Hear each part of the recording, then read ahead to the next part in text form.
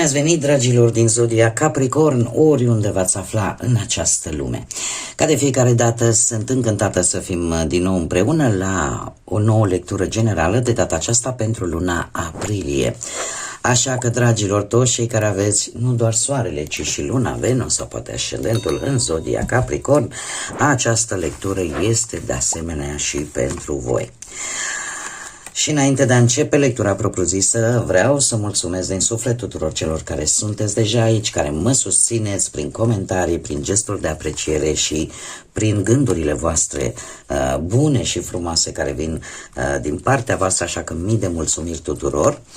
Și, desigur, pentru cei care poate sunteți pentru prima dată aici pe canal, vă urez bun venit și dacă la finalul acestei lecturi simțiți că ați rezonat, că mesajele poate v-au adus un pic de ghidare sau lumină în suflet, în gânduri, nu ezitați, abonați-vă. Eu vă invit cu mare drag să o faceți și, desigur, să susțineți acest canal printr-un simplu like. Ambele sunt gratuite, unicul lucru necesar este decât dorința fiecăruia dintre voi. Așa cum, dragilor, haideți să vedem din punct de vedere astrologic cu ce vine luna aprilie pentru voi, dragii mei.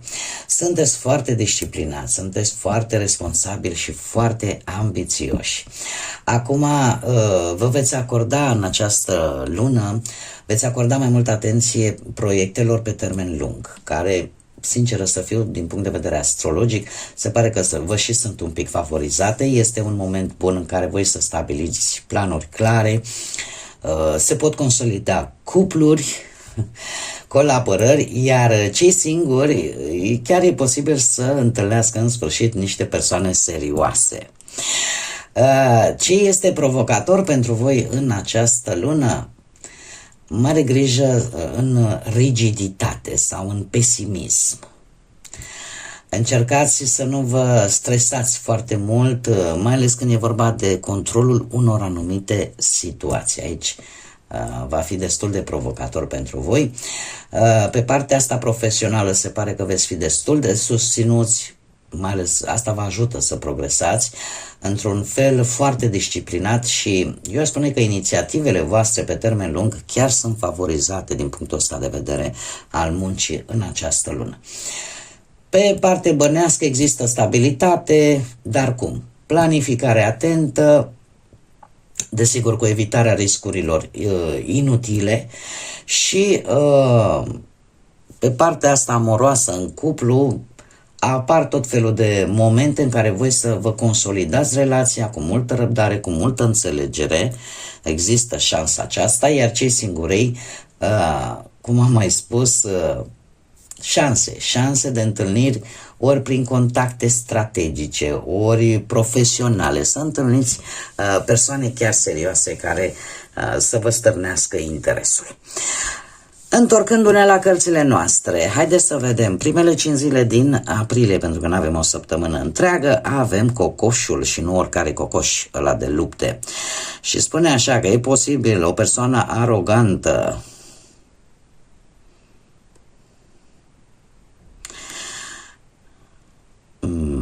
persoană destul de gălăgioasă și să știți că poate să fie, nu știu, că e un vecin, că e cineva foarte aproape de voi.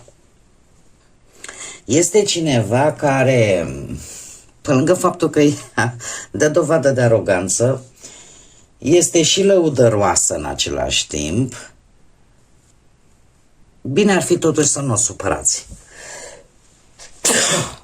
Îmi cer scuze. Să nu o supărați pentru că este cineva de pe lângă voi, pentru că vă poate crea probleme. Lăsați-o să fiarbă acolo în sucul propriu. Cea de-a doua săptămână avem florile, un moment de fericire, ceva important care să vă aducă un dram de bucurie sau chiar de fericire. Ce de flori? Avem și la leaua, o mare pasiune. O pasiune poate să fie la nivel sentimental sau pur și simplu ceva ce voi faceți, poate, cum să spun, din punct de vedere profesional cu foarte mare pasiune. Dar aici vorbim de o atracție, o chimie față de cineva sau de ceva. Și avem și porcușorul, aici am adunat ferma, cu grădină și copaci. Mare atenție, nu vă întindeți mai mult decât vă este plăpumica. O situație în care voi chiar trebuie să fiți un pic reținuți, un pic atenți, să nu vă lăcomiți prea mult sau, eu n-aș spune chiar așa, vă întindeți atât cât vă permiteți voi, nu exagerați. Într-o anumită situație, toate aceste lucruri pot fi legate de orice aspect al vieții, fie el profesional, material sau sentimental. Haideți să vedem care este energia voastră generală pentru luna aprilie, dragii mei din Capricorn. Să vedem. Și avem marele rechin alb și avem numărul 1, number 1. Dragii mei, apare dorința puternică de a începe ceva. Posibil să aveți și o inițiativă serioasă. Aici chiar am un mesaj, asta pentru că avem numărul 1. Go for it, deci dă-i bătaie. Și aici îmi spune lovește atunci când oțelul este fierbinte. De ce? Pentru că știm foarte bine, odată oțelul ce se răcește devine dur. Deci probabil că va trebui să prindeți acel moment potrivit în care ori să începeți ceva nou, ori să arătați o deschidere către un drum nou, să vă arătați, cum să spun eu, curajoși, energici, orientați spre acțiune, să acționați în momentele cheie pentru ca ceea ce voi vă doriți să și iasă. Da? Asta dă dovadă de să tatonați terenul, da? Gândiți-vă la marele rechin alb, da?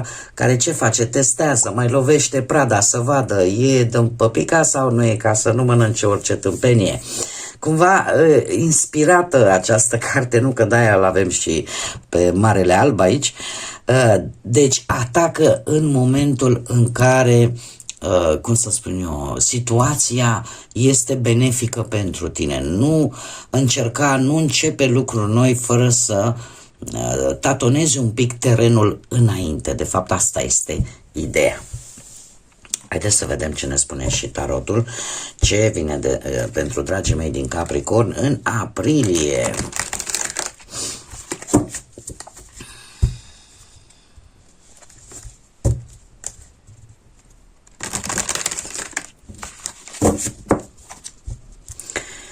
Atât pe plan profesional cât și financiar.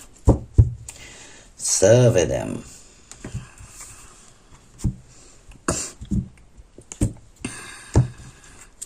Și începem cu planul profesional. Un 5 de spade. Aici sunt niște... Aveți voi ceva de împărțitor pe la locul de muncă, ori vis-a-vis de anumite situații. Haideți să vedem. 5 de spade pe partea asta a vieții profesionale. Posibil conflicte, posibil dezacorduri la locul de muncă, ori dispute între colegi sau cu șefii sau pe un proiect care nu merge cum voi v-ați fi așteptat sau pur și simplu o competiție puternică care poate genera tensiuni. Mare atenție că eu acest 5 de spade în general o consider o carte în care arată o luptă în care practic nu câștigă nimeni. Și chiar dacă ai senzația că ai câștigat, este de fapt o falsă impresie, pentru că e genul acela de energie care îți spune alegeți luptele care chiar contează și am văzut deja energia Marelui Alb. Așa că, totuși, un pic de grijă, nu lăsați orgoliile să iasă în față, pentru că vă poate bloca la un moment dat ori colaborarea, ori pur și simplu toate aceste competiții, tensiuni, vă afectează performanța voastră până la urmă legată de locul de muncă. Avem un as de monede care vine cu o poartă care se deschide foarte bună, o ofertă, o șansă legată de muncă prin nu știu, că vine vreun proiect concret, da? Sau printr-un nou job, sau prin lansarea unei afaceri mici la început, da? O mică portiță, dar care pe termen lung poate chiar să vă aducă un venit stabil. Practic, e o oportunitate în care voi va trebui poate să investiți timp, să investiți energie, dar este ceva palpabil, este ceva real. Cavalerul de cupe, aici mă cam intrigă pe mine. De ce? Să știți că acest proiect, poate să fie și o idee care vă vine vouă, foarte bună, care poate implica, nu știu, să vină din sufletul vostru și vă poate ajuta, nu știu, să găsiți soluții foarte bune. Și în special cei care aveți poate și vreun ascendent în zodie de apă, rac, pești sau scorpion, da? Intuitiv simțiți că e un moment bun, nu știu, să dați prin propriul vostru exemplu, să inspirați poate și pe alții, să arătați așa un soi de entuziasm. Dar în același timp, cavalerul de cupe totuși rămâne un cavaler. Și cavalerii în general sunt cam trecători și arată schimbări. Trebuie să vă zic că este posibil să fiți poate prea precauți. Poate că voi încercați să profitați de această șansă, dar uneori poate așteptați prea mult să fiți siguri, total, înainte de a acționa și să o puteți pierde. Este o șansă care este trecătoare. Depinde foarte mult de voi ce faceți cu ea. Dacă profitați de această oportunitate care vi se deschide. Așa, ascultați-vă intuiția, mai ales când e vorba de oferte de genul ăsta. Hai să vedem cu bănuții. Ce interesant. Ia să vedem. Două arcane majore pe partea banilor. Avem moartea și steaua și un paș de monede. Dragii mei dragi, avem zodia Scorpion, zodia Vărsător, poate vă spune ceva și desigur aici puteți fi chiar și voi. Am un lucru de precizat. În această lună totuși încercați să, nu că nu ați face-o, dar sunteți tentați foarte mult ori să nu mai acordați o atenție foarte matură vis-a-vis de bani, vis-a-vis de resursele voastre. Sau asta este posibil să se întâmple în urma unei schimbări. Aș spune că se poate încheia o sursă de venit. Sau, nu știu, o situație financiară mai veche să se termine. Că e vorba de un contract. Poate de vânzarea unui bun. Sau poate pur și simplu apare nevoie așa să vă reorganizați, dar complet, bugetul. Poate renunțați la o investiție sau la o cheltuială pe care voi la un moment dat o considerați că nu mai este atât de utilă. Cert este că o schimbare majoră vine în viața voastră și aici chiar aș vrea să fac și o mică precizare. Dacă voi nu veți lua în calcul această schimbare, să zicem așa, nu o veți îmbrățișa și să luați atitudine, teama de schimbare poate să vă facă să păstrați situații financiare care nu mai funcționează. Și de aici pot veni tot felul de pierderi dacă nu acceptați realitatea la timp și nu acționați în consecință. Tocmai de aceea v-am spus și de acest paș de monede. Nu acționați cu o mentalitate ușor infantilă. Pentru că există această tendință și mai ales alături de steaua care în situația dată spune că există posibilitatea ca situația financiară să înceapă să se stabilizeze, mai ales după această schimbare bruscă care poate apărea, dar va fi treptat, proiecte mici, ca să spunem așa. Trebuie să gestionați bănuții cu mai multă încredere, cu mai mult calm și aici iară trebuie să aveți grijă. Nu deveniți prea optimiști și să nu fiți atenți la detalii sau uneori, nu știu, să investiți în idei foarte frumoase fără să aveți un plan concret. Adică păstrați-vă maturitatea în gândire și felul vostru până la urmă de a administra resursele, pentru că totuși acest cavaler de monede îmi poate vorbi de un început financiar, de o oportunitate mică care poate crește, că nu sunt cantități mari imediate, nu sunt, dar există potențial real de creștere, doar că e nevoie de răbdare pentru rezultate mari și de o gândire cât mai matură, da? Cât mai matură. Și o abordare matură în ceea ce privește, pentru că sunteți înclinați totuși să ori din teamă, ori din diferite motive, să nu tratați problema așa cum ar trebui. Haideți să vedem pe partea relațională, cei care sunteți într-o relație, pe partea sentimentală avem o rege de bâte, zodii de foc, berbec, leu, săgetător. Foarte interesant, foarte interesant. Să știți, dragilor dragi, nu știu dacă e perechea voastră, nu știu dacă poate voi aveți un ascendent în zodii de foc, berbec, leu, săgetător. Aș putea spune că relația voastră este destul de puternică, destul de stabilă, există energie, există pasiune, totuși trebuie luat o decizie importantă împreună. Orică persoana voastră de interes câteodată este dominantă sau prea exigentă sau încearcă așa să controleze prea mult ritmul relației și poate chiar pe voi și lucrul ăsta să nu vă placă. E adevărat, avem un 3 de cupe, dar știți ce se spune cu 3-ul de cupe, mai ales când vorbim de viața sentimentală și faptul că avem și un as de spade aici. Sunt șanse, de ce să spun? Sunt șanse ca relația voastră să aibă și momente de bucurie. Sunt șanse și chiar de celebrare împreună. Că poate aveți de aniversat ceva sau, nu știu, petreceți un timp. Problema este că acest timp petrecut nu singur, mare atenție, cu anumiți prieteni, va fi un moment în care, mai în glumă, mai în serios,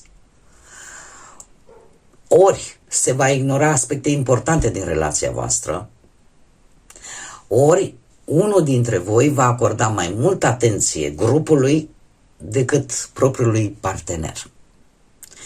Și aici se pot afla lucruri pe care poate nu le-ați știut. Cu acest as de spade. De ce? Pentru că apare o claritate, o discuție destul de sinceră, dar mare atenție, care poate clarifica anumite lucruri.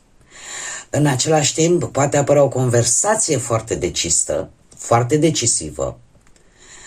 Se poate afla un adevăr important și, într-adevăr, relația poate să ajungă în acel punct în care ce facem? Mergem mai departe sau, din contră, schimbăm ceva în relația noastră. Acest eveniment, această conjunctură cu alte persoane poate duce, și aici trebuie să fiți un pic, să spun așa, un pic mai atenți, la o ceartă cu tot felul de cuvinte care rănesc, adevăruri care, să știți că nu vor fi ușor de acceptat. Dar se va lua o decizie.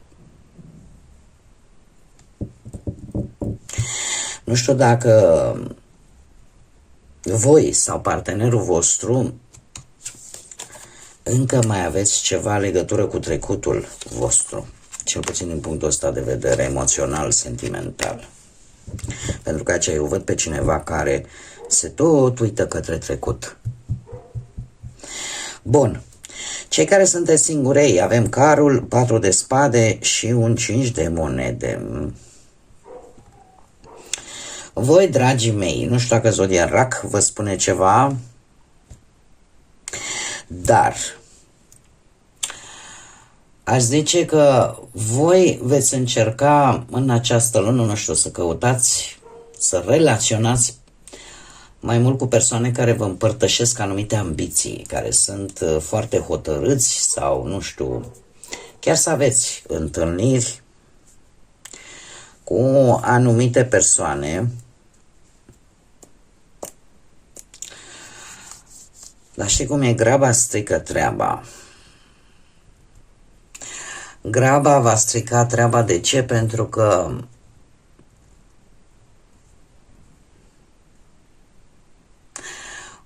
ori este nevoie de ori aveți cum să spun eu, există o încercare de început de relație, doar că aici există foarte multă hotărâre, pe de o parte, că e din partea voastră, că e din partea posibilei viitoare relații, dar aici avem și foarte multă oboseală,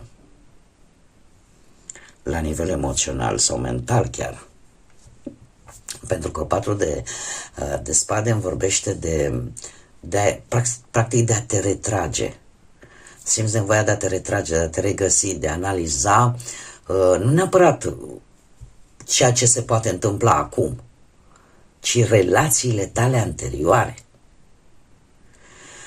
Poate vă izolați prea mult și refuzați să vă deschideți pentru noi experiențe pe planul ăsta sentimental. Apare și un 5 de monede care, să fiu cinstită, îmi vorbește de sentimentul ăsta că nu ai sprijin sau că ai o anumită dificultate în a atrage acele persoane compatibile lângă voi. Poate că nu sunteți ok nici din punct de vedere financiar și se pare că nici din punct de vedere emoțional.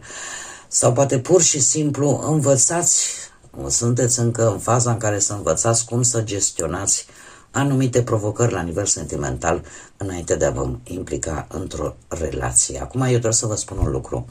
Voi puteți deveni foarte temători, foarte defensivi și uneori atunci când cineva vrea să se apropie de voi și asta vă face să vă izolați sau să vă simțiți că sunteți izolați, neînțeleși și există riscul chiar să vă izolați prea mult. Prea mult. Aici eu văd pe cineva hotărât, o energie hotărâtă, tind să cred că este totuși cineva care chiar poate vrea să vină către voi, să se îndrepte către voi, să acționeze într-un mod activ, da? Să vă cunoască mai bine, să construiască poate o legătură reală cu voi. Dacă nu știți, probabil că această energie va apărea la un anumit eveniment sau la o activitate în care sunt implicate mai multe persoane. Acum, vouă poate să vi se pară această persoană sau această energie poate prea impulsivă, prea concentrată pe un anumit control, și voi, la rândul vostru, nu știu, dacă aveți vreun lună Venus sau poate chiar ascendentul în Rac, voi să grăbiți din dorința firească până la urmă, să grăbiți un pic mai mult lucrurile și la un moment dat să vedeți că, exact cum am mai spus, graba strică treaba. Și să nu primiți, să zicem, să vă sperie atitudinea pe care o vedeți la celălalt. Și atunci apare această ușoară decădere, ca să-i spunem așa.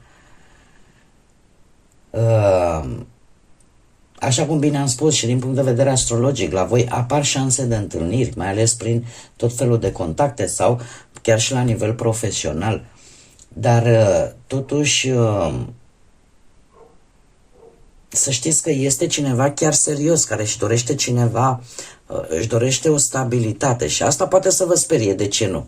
Mai ales dacă unii dintre voi în acest moment nu stați foarte bine nici pe parte financiară și la voi știți cum e. Dacă cu bănuții nu stăm bine, parcă n-ai nici poftă de viață.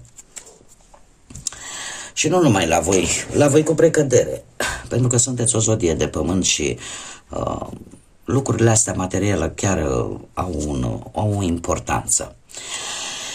Haideți să vedem acum și ce mesaj spiritual am pentru voi, dragilor din Capricorn, pentru luna aprilie.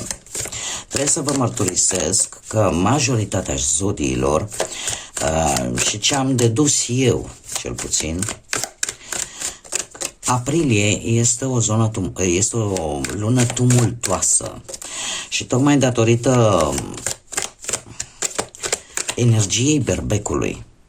În această lună cred că sunt vreo 4, dacă nu 5 planete în berbec.